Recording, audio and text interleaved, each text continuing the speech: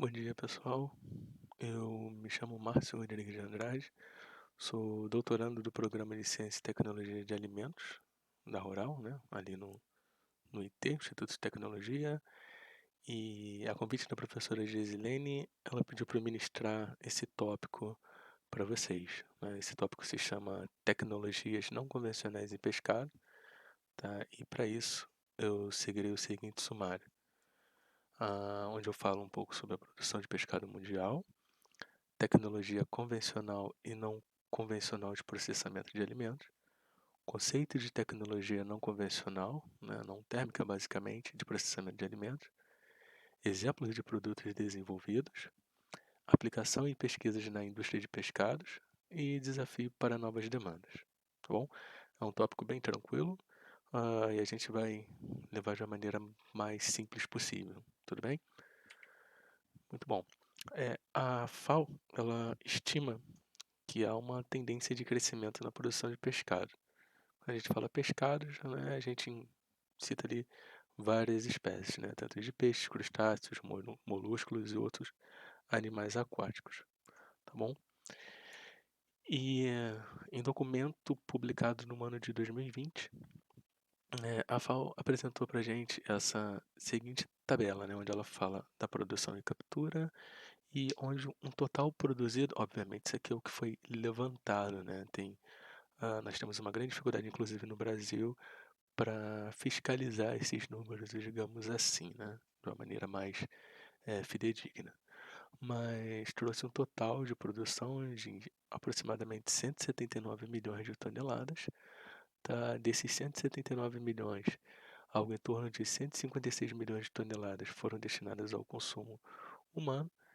E se teve, inclusive, um consumo per capita de mais aproximadamente 21 quilos, que é acima da recomendação de 12,5, né?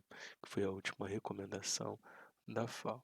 Tá? São números extremamente empolgantes, né? Animadores, digamos assim, mas que, pelo menos aqui pra gente, eles deveriam ser melhores apurados, mas isso traz diversas dificuldades para o levantamento desses números aqui no Brasil em específico, tudo bem? Muito bom. Aqui é um gráfico, né? Diz a mesma coisa, nós podemos ver na linha vermelha o consumo per capita desde a década de 50 até o ano de 2018, né? A gente vê ali que começamos com aproximadamente 9, ou abaixo de 9, melhor dizendo, consumo per capita, né? E atingimos lá o quase 21 quilos. E por sua vez também nós temos o crescimento populacional, né, em torno de 20 bilhões na população mundial lá na década de 50, em 2018, 20 não, perdão, abaixo dos 6 bilhões, né? E a gente já vai quase chegando lá em 9 bilhões. Tá? Seguindo. O pescado é conhecido por nós como um produto extremamente perecível, né? As tecnologias, obviamente, elas são utilizadas para que a gente tenha uma extensão da vida útil desse produto, né? E, obviamente, mantendo-se a qualidade desse produto extremamente valioso, né? Os métodos tradicionais de conservação de alimentos, né? Como congelamento, sal, enlatamento, que a professora deve ter trazido para vocês com maiores detalhes, né? Eles são utilizados para controlar o crescimento desses micro-organismos, né, os deteriorantes e, consequentemente, os patogênicos, né, retardando, por sua vez, a deterioração desses produtos, né? E surge, então, o processamento não térmico como uma alternativa, né? Nós vivemos tempos em que nós priorizamos um produto de qualidade com valor ali agregado justo, digamos assim, né, mas que se tenha um mínimo uso ou nenhum, melhor dizendo, de aditivos, conservantes, etc. Tá? Então, esse seria um grande diferencial das tecnologias não térmicas, né? Porque se mantém a qualidade do produto, né? Como se ele estivesse in natura, entre aspas, obviamente, tá, pessoal? Esse produto ele tem um valor justo, digamos assim, de mercado, e ele traz todos esses benefícios, né? É o que é uma tendência nos últimos anos em termos de mercado consumidor, tá? Fazendo um paralelo aqui entre a tecnologia convencional e não convencional de processamento de alimentos, né? Nós temos ali um comparativo de alimentos frescos ou minimamente processados, com o mínimo de aditivos, né? Microbiologicamente seguros, nutritivos e saudáveis, né?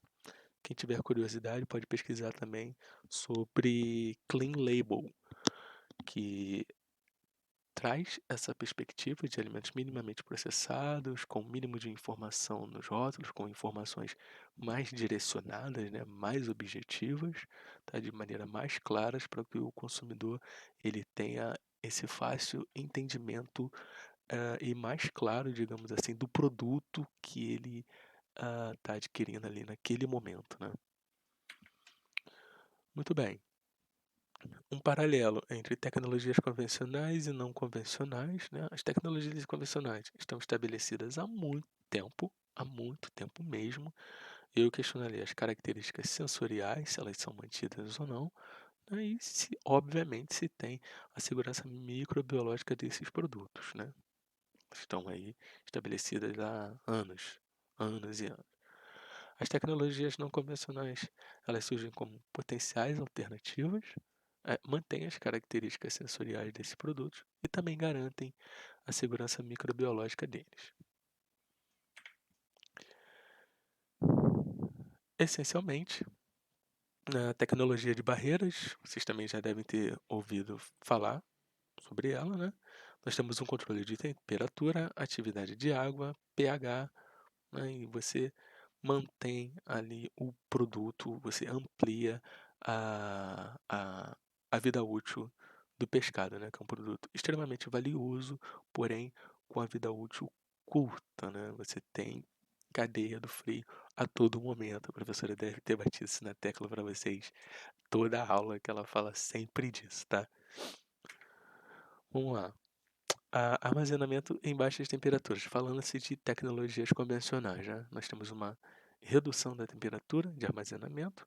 Ela fica mais ou menos ali de 0 a 4 graus, né? Ou -4, ou coisa do tipo. E um congelamento a gente traz a -18. 0 a 4 ali a temperatura de refrigeração, né? Geladeira, digamos assim, e traz algumas mudanças químicas e físicas, tá? Elas podem progredir, né? Você não tem a interrupção do crescimento do micro-organismo. Você diminui a curva de crescimento, né? Você retarda, tá? Se tratando de conservas, né? Enlatamento é um dos métodos mais populares de conservação de pescados, né? Se apresenta produtos com vida útil de 1 a 5 anos. O processo ele é ali em torno de 113 a 160, isso depende do país, do produto, do local, enfim. Né? Esses produtos eles são lacrados hermeticamente e aquecidos a uma temperatura específica por um determinado tempo. Né? Uma grande preocupação é a concentração de aminas biogênicas, principalmente a histamina, que é um importante indicador de qualidade e segurança para peixes enlatados. E depende de fatores como o conteúdo de aminoácido livres, atividade microbiana, condições de processamento e preservação. Tá? Isso foi uma publicação do Barbosa no ano de 2018. A marinada, né, que é uma conservação por ação simultânea do sal e dos ácidos orgânicos. Você trabalha ali com a diminuição do pH, né, com o aumento da força iônica, e as características físico-químicas e microbiológicas do produto final elas são alteradas, tá? Ali aquele peixe em conserva, né, marinada, digamos assim. A defumação, por sua vez, é um dos métodos mais antigos, né? A professora deve ter batido muito nessa tecla para vocês. Tem um sabor e textura característico, né? Defumados a freeze são abaixo de 30 graus e os defumados a temperatura, né, quente, digamos assim, em torno de 80 graus. Né? E uma curiosidade é que os avanços recentes na defumação envolvem a aplicação de métodos combinados, tá, de processamento e adição de compostos naturais antimicrobianos ou antioxidantes, tá, a fim de melhorar a qualidade desse produto final e buscando sempre a extensão dessa vida útil, tá. Tratando-se agora das tecnologias não convencionais, ali foi a pequeno resumo, das principais tecnologias convencionais aplicadas ao pescado, né, e falando agora em específico das tecnologias não convencionais. Elas surgem, como potenciais alternativas, tá, para o processamento de pescados, mantêm as características sensoriais e, obviamente, garantem a segurança microbiológica desses produtos, tá? Falando sobre desidratação osmótica. Ela é utilizada para se reduzir a atividade de água, você já exerce um controle microbiano, né, na redução da atividade de água. Você pega o produto, faz uma imersão em uma solução concentrada, né, pode ser açúcar, sal, sucralose, etc. Depende do seu objeto de estudo, né? E a aplicação dessa desidratação osmótica, visando a extensão da vida útil, né, ela foi relatada recentemente para uma variedade de produtos de pesca, né, como atum, albacora, cavala e também tilápia, né. Trouxe aqui alguns estudos que utilizaram a desidratação osmótica. Aqui nós temos um exemplo, né, do processo osmótico. Você faz a imersão ali dos filés, tá? Não é um banho-maria, né? Porque o banho-maria você tem um aquecimento. Você sela o produto e faz essa imersão. Nós temos ali um exemplo na figura 4 do filés do robalo, né? Osmoticamente desidratados. Tá? Nós temos o B, perdão, o B são 11 dias após. Tá? Então, assim, a alteração visual ela é mínima, mínima mesmo. Tá? E a figura A é imediatamente, né? Você fez a imersão e retirou. Então, assim, visual ele é mínimo, né? Em termos de diferença, coloração também não tem nenhuma. A textura parece que o produto ele permanece compacto, né? Digamos assim. Por sua vez, nós também temos como exemplo os campos elétricos pulsados, né? O potencial de avaliar a necessidade de processamento térmico, né? Se utiliza a aplicação de pulsos de alta voltagem, né, intensidade do campo elétrico, isso depende, é um estudo muito específico, né?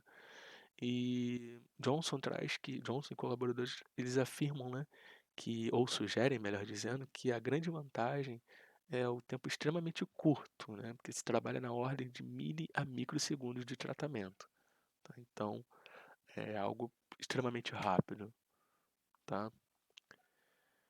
Trazendo um outro exemplo, nós temos a ozonização, que foi aprovado já há algum tempo, é aprovado pelo FDA, obviamente, né? E é um tratamento com ozônio nas formas gasosas ou dissolvidas, né? Eficaz contra bactérias e fungos, gram-positivos e gram-negativos, e é potencialmente agente viricida, tá? Uma observação, né, é que os cientistas recentemente têm se concentrado na aplicação combinada da ozonização com outras tecnologias de preservação para melhorar ainda mais a qualidade e estender a vida útil dos produtos pesqueiros, né? Se tratando de tecnologia, pescados,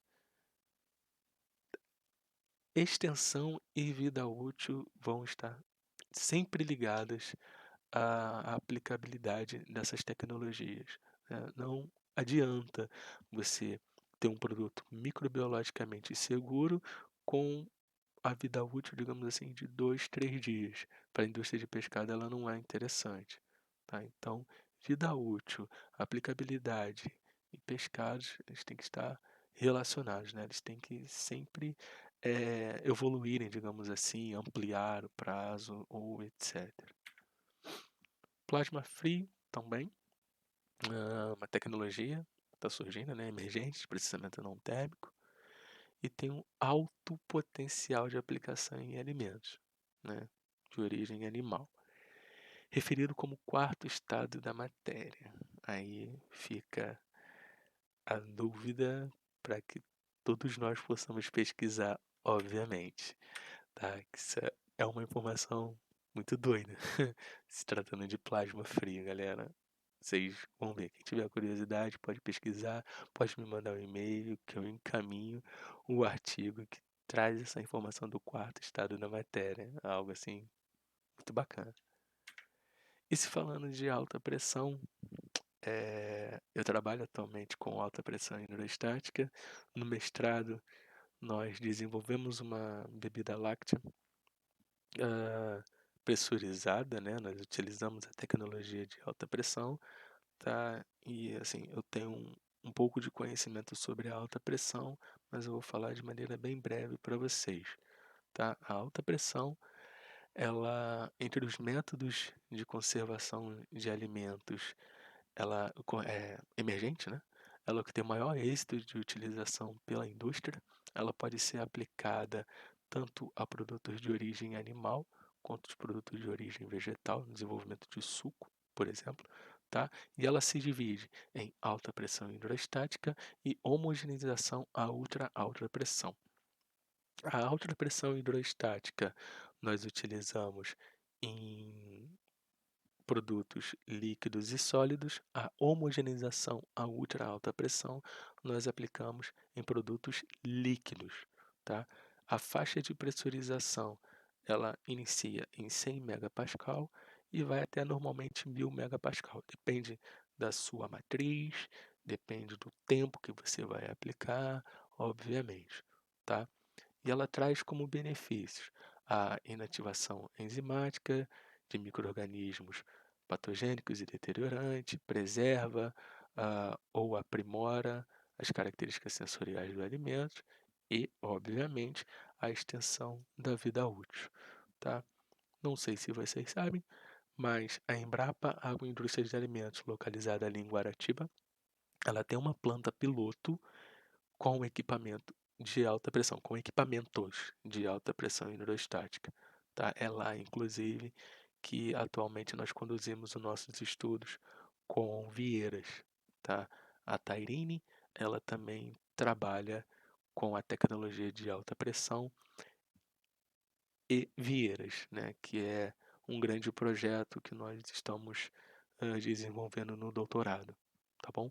Eu trabalho já mais com a linha de desenvolvimento de produto e a Tarine já trabalha com a aplicação propriamente dita da alta pressão em vieiras, tá bom?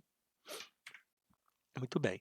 E a alta pressão, ela é regida por dois princípios, o princípio de Le Chatelier e o princípio isostático, tá?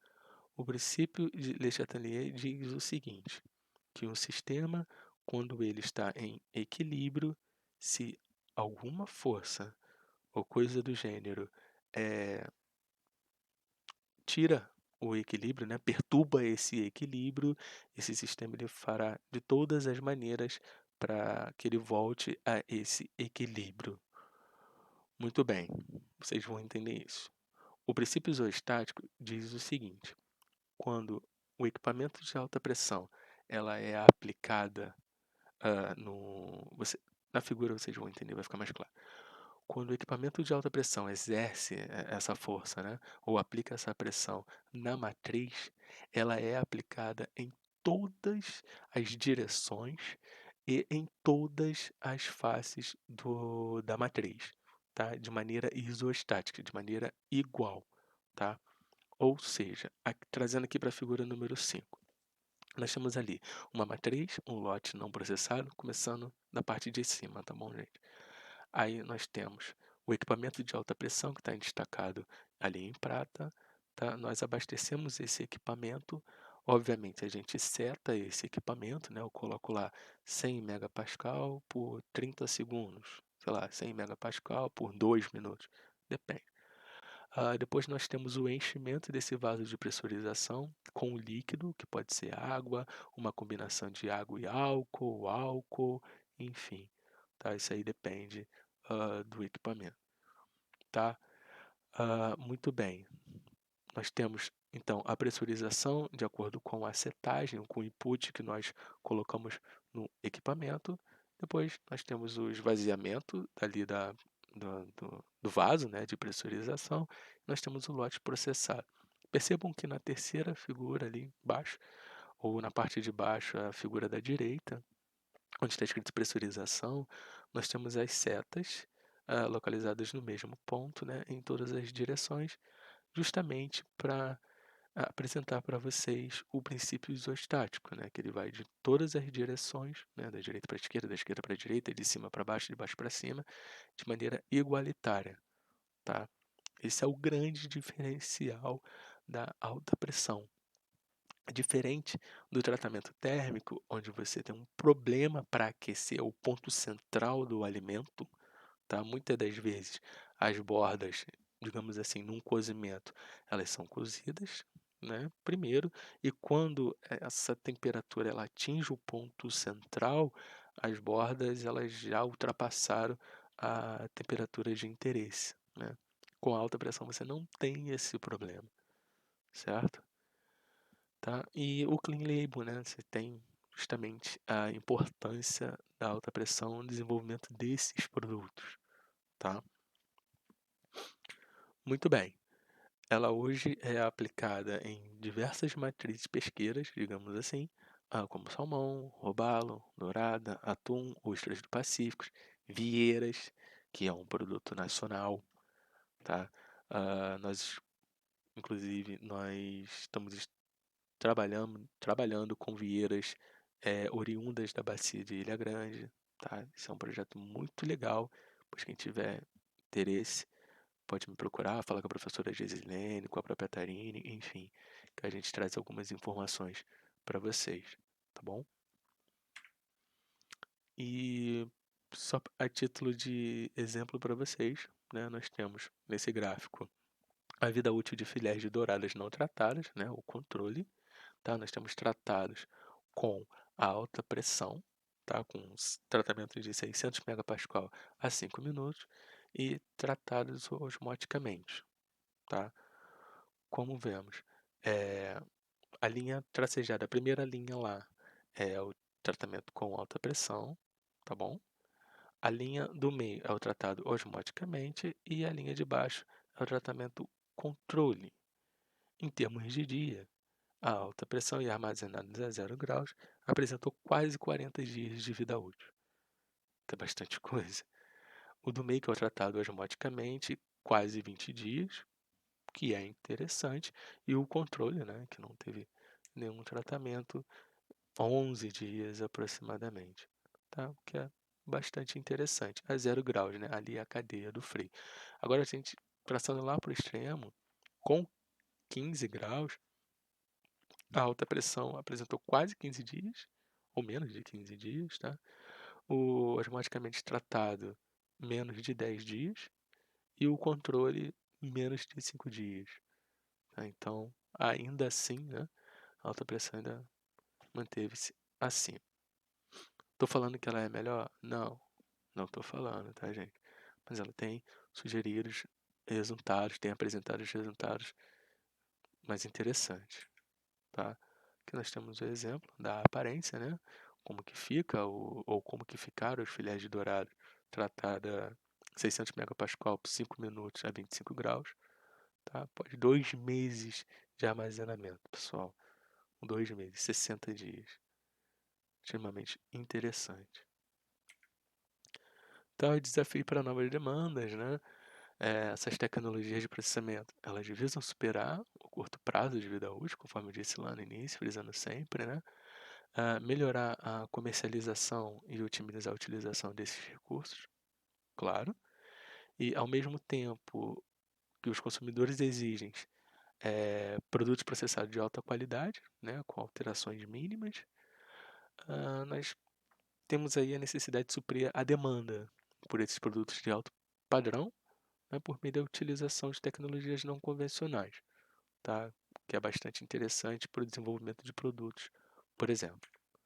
Tá? Então, essa aula foi bem pequena, tá? É um tópico extremamente vasto para utilização de produtos, eh, digamos, não comerciais, porque eu não gosto de utilizar a palavra subproduto, né? Porque é relacionado a alimento, eu acho que não convém, tá? Mas isso é minha opinião.